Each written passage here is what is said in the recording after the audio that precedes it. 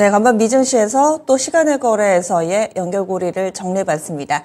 이제는 인사이트를 발휘하겠습니다. 투자 포인트 짚어보도록 하죠. 두 분 모셨습니다. 토마토 투자클럽 최현재 전문가, ISS의 박수범 이사 함께합니다. 안녕하세요. 안녕하십니까. 예. 오늘의 첫 번째 체크 포인트는 최현재 전문가가 준비를 했습니다. 바로 반도체 섹터.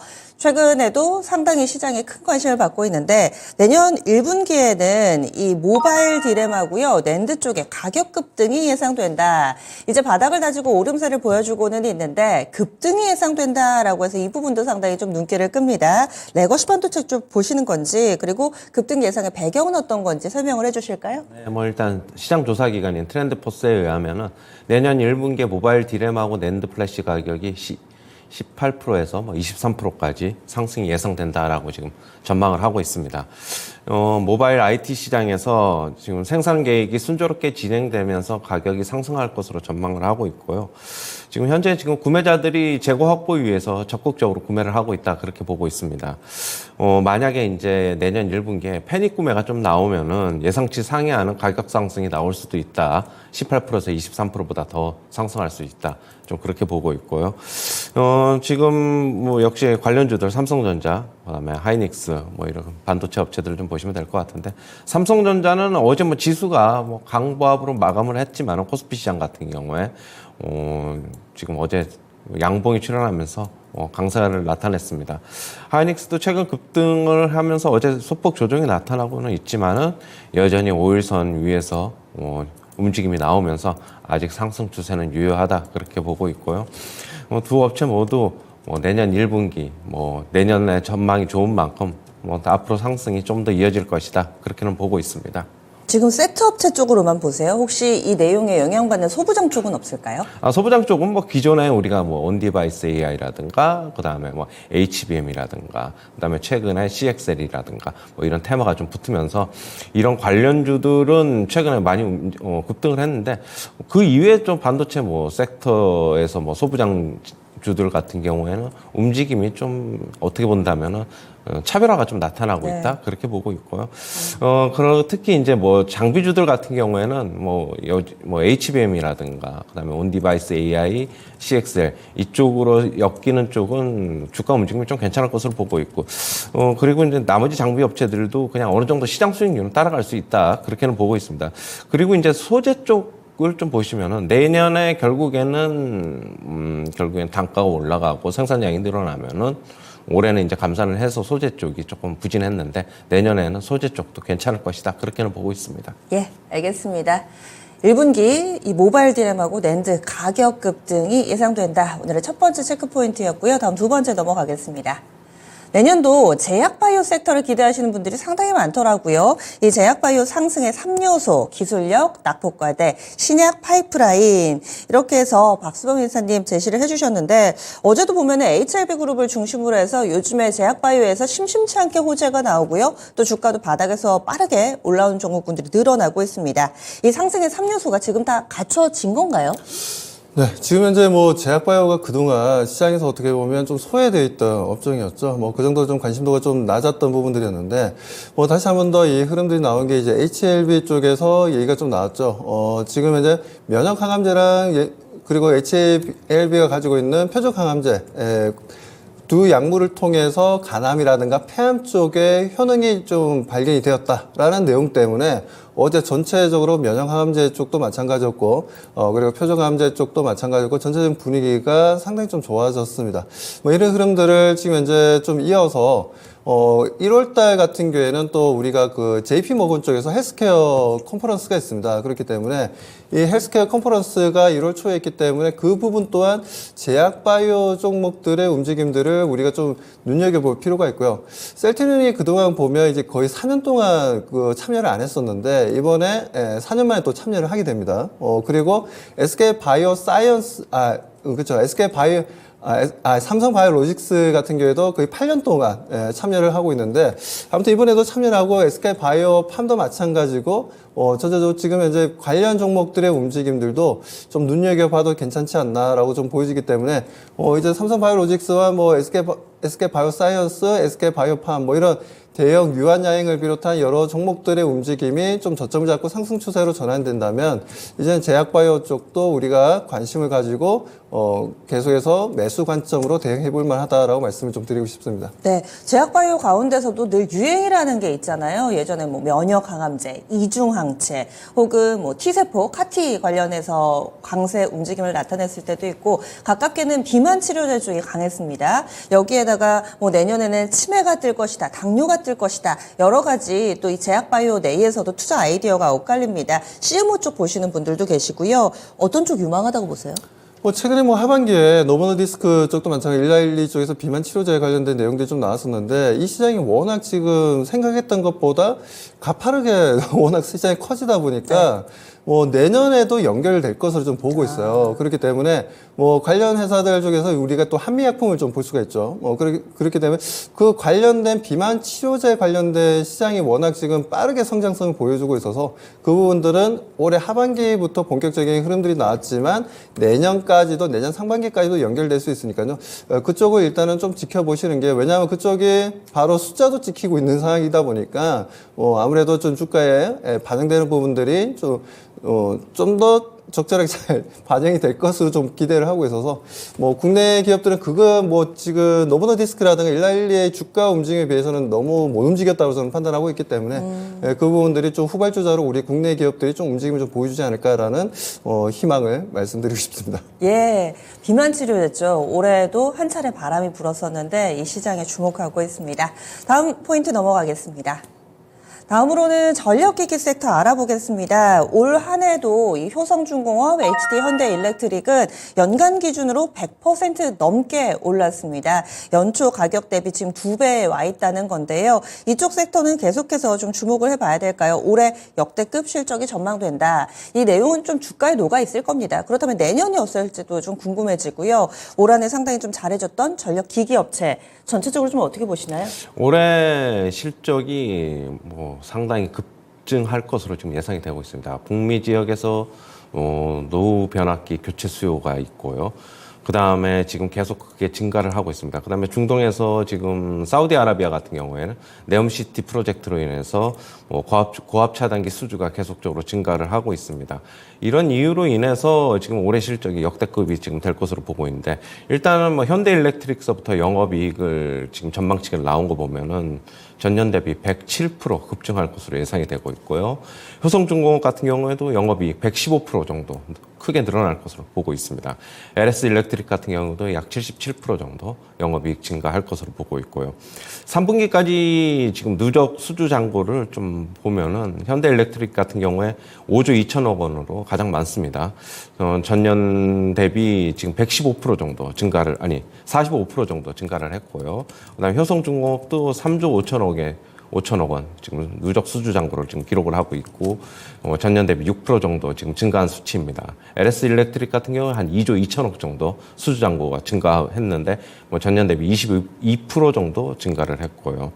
향후 글로벌 전력기기 시장 전망을 보면은 2032년까지는 연평균 약 6.6% 정도 성장할 것으로 지금 전망이 되고 있고 그렇다고 본다면 내년에도 전력기기 시장은 호조가 지속될 것으로 지금 전망이 되고 있습니다.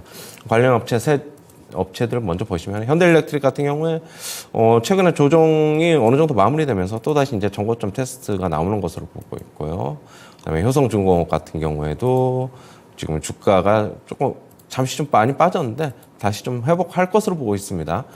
그 다음에 LS 일렉트릭 같은 경우에 주가 상대적으로 못 올랐는데 아무래도 누적 수주 잔고나 영업이익 증가가 두 업체보다는 조금 못 미치기 때문에 좀 그런 것으로 보고 있고요. 하지만 여전히 그렇다고 보더라도 실적은 견조할 것으로 보고 있어가지고 가격 메리트는 있다. 그렇게는 보고 있습니다. 네, 그러면은 지금도 매수 접근이 좀 세 종목 모두 가능하다고 보세요? 예, 저번에 한번 말씀드렸는데 이 세 종목 같은 경우는 결국에 지금 계속 크게 간다기보다는 저는 그냥 박스권에서 점진적으로 좀 우상향하지 않을까 그렇게 보고 있습니다. 예, 알겠습니다. 올 한해 상당히 이 자기 역할을 잘해줬던 전력기기 업체들입니다. 내년에는 큰 수익보다는 좀 어느 정도 시장 수익률을 상회하는 그 정도의 퍼포먼스를 보여주지 않을까 든든하게 또 포트폴리오 한 켠에 자리 잡을 수 있겠네요. 다음 마지막 포인트 넘어가겠습니다. 올 한 해 오늘을 제외하고 이제 6거래일밖에 남지 않았습니다. 다음 주 되면은 마무리 국면에 접어들기는 하지만 또 배당 기준일, 배당락, 납회일 여러 가지 챙겨봐야 될 부분도 있고요. 이 6거래일을 어떻게 좀 활용을 해봐야 될지 알려주세요. 네, 아무래도 지금 거래 일수가 지금 얼마 남지가 않습니다. 그러다 보니까 우리 개인 투자자분들도 지금 현재 현금 보유량을 좀 늘려야 될지 아니면 기존에 가지고 있던 주식을 그대로 좀 가져가야 될지 좀 고민을 하실 것 같습니다. 아무래도 좀 뭐 항상 이맘때쯤 되면 좀 변동폭이 좀 커지는 부분들이 있었어요, 지금까지. 그리고 대체적으로 12월 말 정도 되면 뭐 아무래도 좀 상승 쪽보다 하락 쪽에 좀 무게가 좀 실리는 분위기였는데 저는 오히려 지금 현재 뭐 시장의 분위기가 너무나 좋고 지금 이제 SK하이닉스라든가 삼성전자와 같은 이런 반도체 쪽도 분위기가 너무 좋고 내년에 대한 실적에 대한 내용들도 계속해서 나와주고 있다 보니까 지수는 크게 밀리는 흐름들은 나오진 않는다라고 보고 있고요.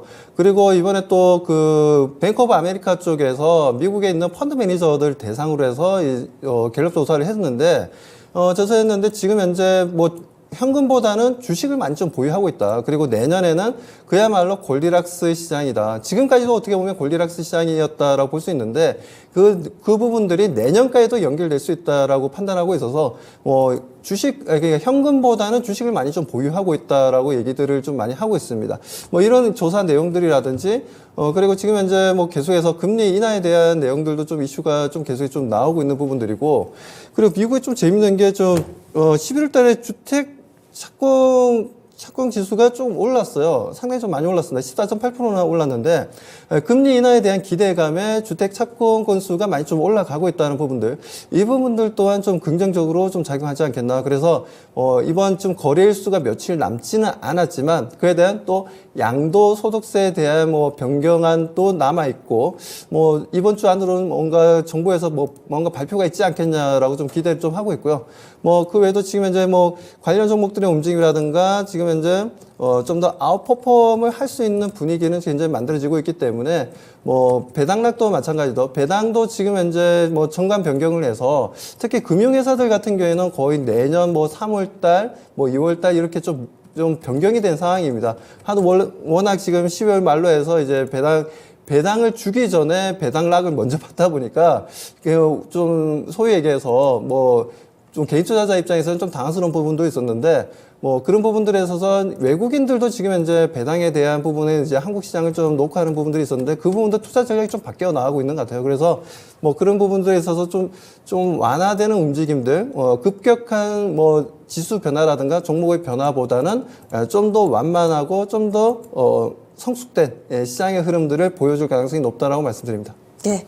그래서 현금보다는 주식을 조금 더 들고 가는 게 현재 장세에서는 맞지 않을까라는 시각과 함께 전체적으로 또 어떤 쪽에 주목해야 될지 이렇게 체크포인트 4가지를 알아봤습니다. 종목으로 넘어가겠습니다. 지금 연말 앞두고서 포트가 좀 비어있는 분들은 어떤 종목 살까 싶으시죠? 여기에 팁을 드립니다. 최원재 전문가님 어떤 종목 가져오셨어요? 네, 폐배터리 업체인 코스모화 갖고 나왔고요. 네. 국내 유일의 이산화 티타늄 업체인데 최근에 이제 폐배터리 사업에 진출을 하고 있습니다.